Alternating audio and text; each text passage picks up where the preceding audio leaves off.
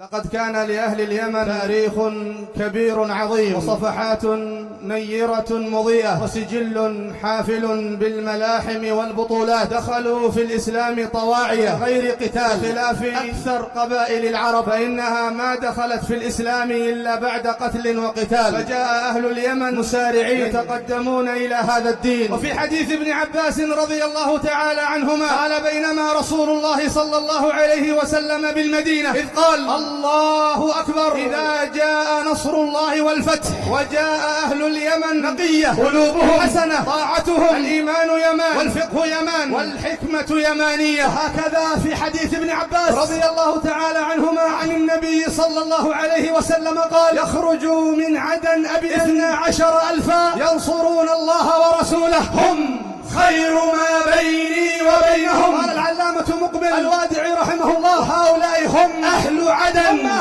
فقد بشرهم النبي صلى الله عليه وسلم بهذه البشارة أنهم ينصرون الله ورسوله كما نصره أسلافهم. كان أهل اليمن مددا للإسلام والمسلمين، قاتلوا مع الصديق في حروب الردة، وجاءوا أمدادا في عهد عمر رضي الله عنه وأرضاه، ومعهم خير التابعين أويس بن عامر القرني، فكانوا في مقدمة الجيوش الإسلامية التي فتحت أعظم دولتين في ذلك الوقت، فارس والروم. هذا تاريخنا، هؤلاء آباؤنا، أولئك آبائي، فجئني بمثلهم، جمعتنا يا جرير المجامع، فيا خير الله اركبي وإلى الله ارغبي، فبإذن الله أهل الجنوب يدوسون على المجوس الرافض، يا أهل المهرة وحضرموت وشبوة وبيحان، يا أهل أبين ومودية ولودر، يا أهل عدن، يا أهل لحو الصبيحة ويافع والطالع، أنتم لها، أنتم أسود المعارك ورجالها، فكونوا كذلك. يا أهل الجنوب، يا أهل الإيمان، اسحقوا بلا بيران.